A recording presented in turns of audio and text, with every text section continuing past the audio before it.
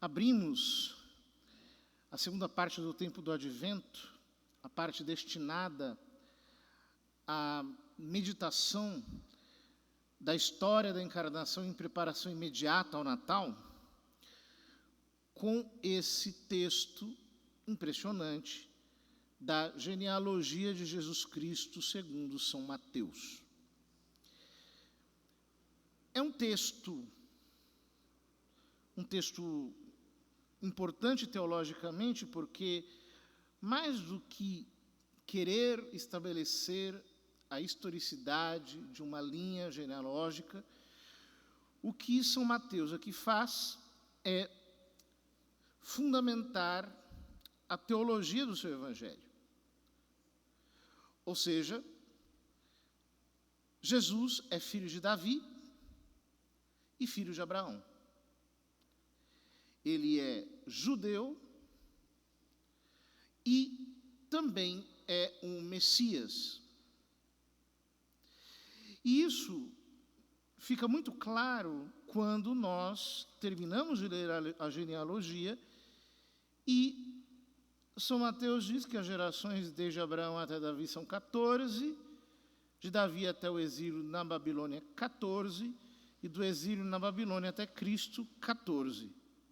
Por que essa insistência no número 14? Porque o nome de Davi é composto por 3 consoantes. O hebraico é uma língua triconsonantal. As vogais, elas são conhecidas, mas, pelo menos no hebraico bíblico antigo, não estão presentes no texto. Somente consoantes. Então, o nome Davi é composto por 3 letras. Dalet, Vav, Dalet. Dalet, a 4ª letra do alfabeto hebraico. Vav, a 6ª letra do alfabeto hebraico. E Dalet, mais uma vez, a 4ª letra. Portanto, 6 mais 4, 10. Mais 4, 14. O valor numérico do nome de Davi é 14. Então, São Mateus está estabelecendo aqui a origem davídica de Cristo. Vejam, essa arquitetura é perfeita, mas o seu conteúdo é um conteúdo imperfeito. Por exemplo, nós vemos no primeiro lance de genealogias, Abraão gerou Isaac, já sabemos. Isaac gerou Jacó. Jacó gerou Judá, aí nós temos a primeira leitura, quando Jacó abençoa os 12 patriarcas de Israel e abençoa Judá, dizendo que o cetro não sairá dos seus pés. E que virá aquele a quem pertencem, tanto o cetro como o bastão de comando. E nós interpretamos como uma profecia messiânica. Ora, mas o patriarca Judá, a genealogia continua, gerou Farés e Zara, cuja mãe era Tamar. Essa história aparece no capítulo 38 do livro do Gênesis. É uma história muito, muito feia. Por quê? Porque Tamar era cananeia, o casamento com os cananeus estava proibido por Deus anteriormente, e aí o que acontece? O primeiro filho de Judá, morre. O segundo filho, que casa com Tamar, também morre, porque cometeu um pecado de não querer prover uma genealogia ao seu irmão. Então, o que Tamar faz, já que o terceiro irmão ainda era muito novo, não podia casar-se com ela? Ela se veste de prostituta e engana o sogro, ninguém menos que o patriarca Judá, e quando ele vai tosquear as ovelhas, ela concebe um filho do sogro.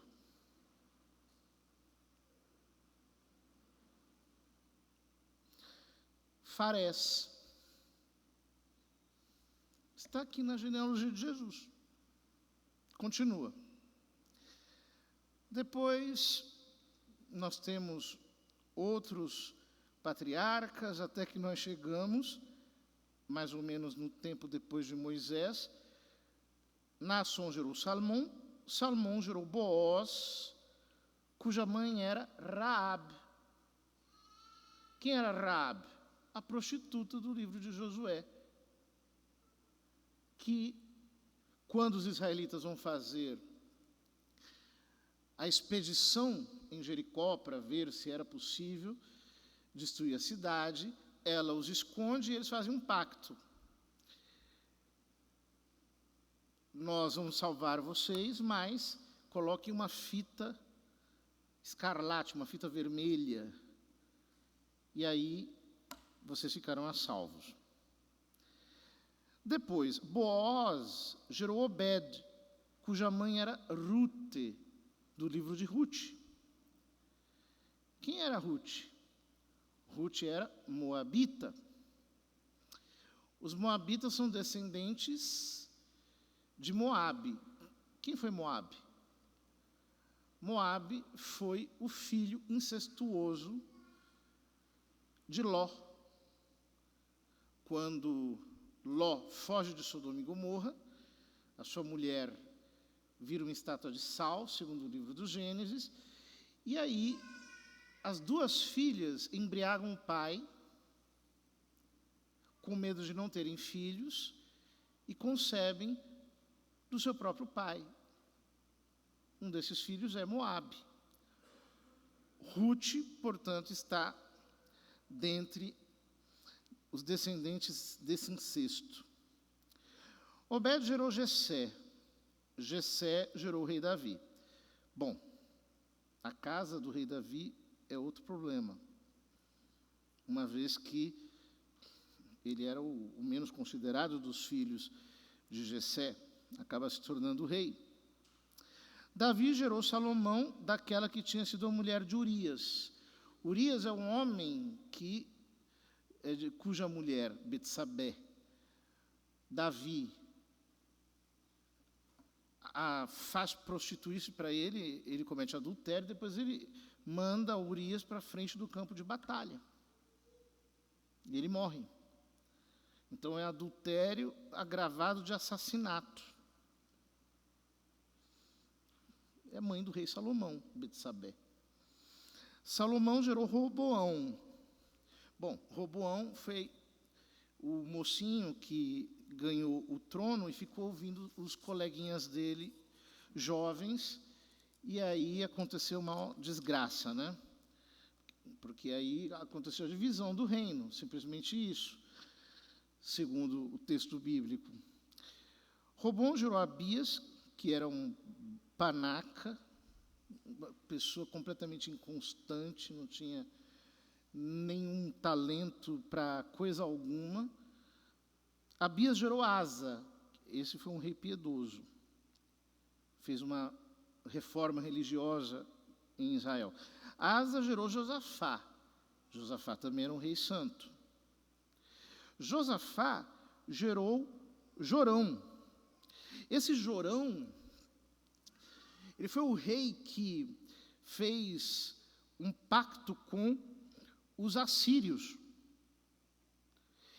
e introduziu a idolatria em Israel. Depois, Jorão gerou Osias. Osias foi um rei muito importante, militarmente, até grandioso, mas idólatra. Infelizmente, prevaricou. Osias gerou Jotão. Esse foi um rei mais notável. Jorão gerou Acás. Acás foi o rei que fez uma aliança com a Assíria, porque não confiou em Deus, e viu lá na Assíria um altar muito bonito, pagão, e mandou fazer um e colocou na porta do templo de Jerusalém, profanando o templo. Ou seja, um idólatra. Depois, Amon, que é filho de Acás, é um dos piores reis de Israel. E assim vai. Ou seja, só gente legal aqui na genealogia de Jesus, né? Uma turma bacana mesmo. Quer dizer, tem assassino, tem aqui o rei Manassés, né? O rei Manassés, que é uma espécie de um demônio em forma de gente, matou os próprios filhos, sacrificou a Moloque, introduziu a feitiçaria em Israel. O filho dele, pior do que ele, porque, apesar de ter reinado só 2 anos, o rei Manassés se arrependeu no final da vida, mas o filho dele não. E ele era tão mau que o povo mesmo se revoltou e matou Amon. E nós temos, depois disso, o rei Josias, que faz a reforma religiosa em Israel. A reforma não dá certo, o povo volta para a idolatria, e aí, no reinado do rei Jeconias, ou Joaquim, acontece o exílio da Babilônia. Quando volta, a casa de Davi já não assume mais o poder. Assume relativamente por um tempo, mas depois já é derrubada pela elite sacerdotal, e todos os nomes mencionados daí avante na genealogia de Cristo são desconhecidos, gente comum. Não tem informações sobre ele na literatura histórica bíblica. Qual é a lição que fica para nós disso? É que Deus escreve a sua história com gente igual a gente. A história da salvação não está escrita com heróis, com nomes maravilhosos. É com pessoas de carne e osso, fracas, pecadoras, corruptas. Gente como a gente. É o nosso sentido religioso que muitas vezes nos faz exigirmos uma perfeição que é inatingível. Quantos cristãos, por exemplo, se culpam porque a sua família não é uma família ideal? Porque um filho é desse jeito, o outro não sei o quê, a outra fez aquilo, o outro fez sem mais lá o quê. E aí nós ficamos com essa carga de culpa e de condenação. Mas é no meio de toda essa gente que brota a misericórdia. E, inclusive, vejam, se Tamar não tivesse pecado com Judá, não teria nascido Farés. O mesmo, nós podemos dizer, da prostituta Raabe, o mesmo de Rute, o mesmo de Betsabé, o mesmo desses outros reis. Ou seja, Deus é capaz de transformar o pecado de esterco em adubo. Ele é capaz de transformar o pecado e fazer com que ele se torne o caminho da salvação.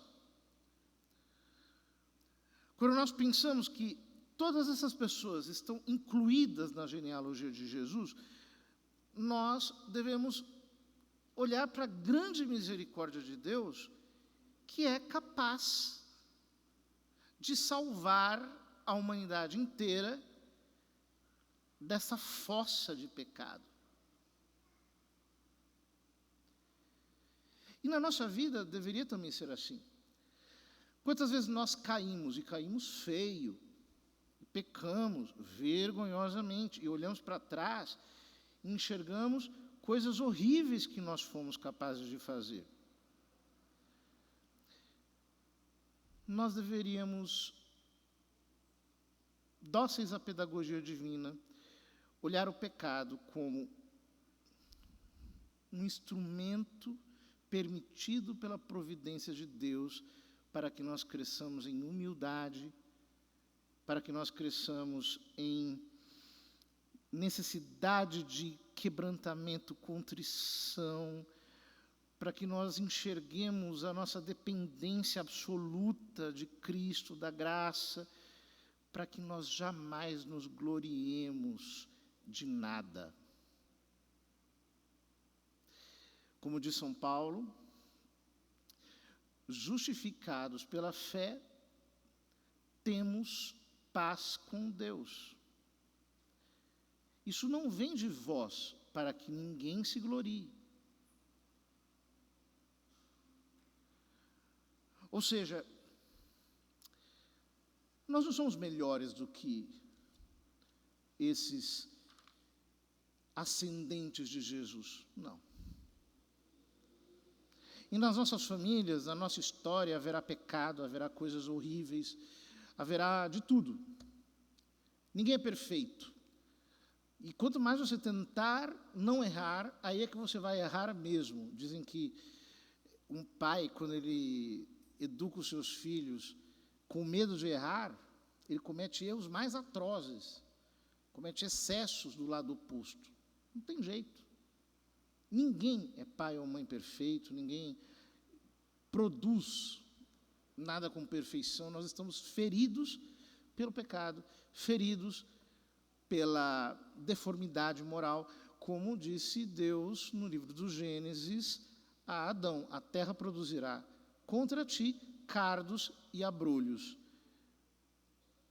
É isso que nós produzimos: cardos e abrolhos, deformidades, espinho. Mas nós não podemos nos esquecer que disso tudo brota o Messias, brota o Redentor. Há uma arquitetura perfeita no meio das imperfeições. Deus está construindo tudo de uma maneira perfeita, de uma maneira proporcional, harmônica, maravilhosa, admirável, no meio de um caminho todo acidentado, espinhoso, esburacado, horrível. Ele está construindo a sua história de salvação. Em outras palavras, a sabedoria do Altíssimo tudo determina com doçura e com vigor e nos ensina o caminho da prudência. Peçamos ao Senhor que nos conceda esse olhar humilde, esse coração dócil, e que jamais nos escandalizemos de nada, nem de nós mesmos, e que percamos esse tipo de perfeccionismo espiritual aplicado aos outros, que nos faz muitas vezes buscar na igreja outra coisa que não pecadores em tratamento. Porque é isso que todos nós somos. Que o Senhor nos leve por caminhos de humildade, por caminhos de contrição, por caminhos de uma dependência radical da graça soberana de Jesus Cristo.